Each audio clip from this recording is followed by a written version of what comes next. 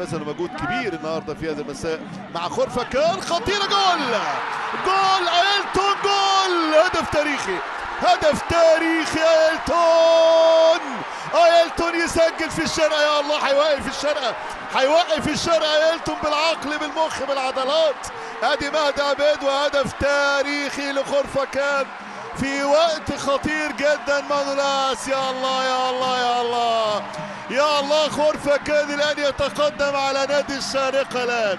يا الله، مش ممكن خسارة الشارقة تعني كل الحياة، يعني كل الكلام الحلو بالنسبة للوصل ثم العين ثم الوحدة. شوف الكرة، شوف لحظة لعب الكرة وبدون تسلل، ما فيهاش أي نوع من التسلل. ايلتون فيليبي يحط الكرة في توقيت قاتل على نادي الشارقة.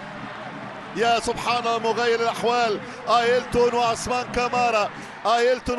كمارا هرب الهروب الكبير مع ايلتون، اللعيب اللي بذل مجهود كبير. مهدي عبيد حاطط له كوره نموذجيه وتمركز دفاعي خاطئ جدا من مانولاس.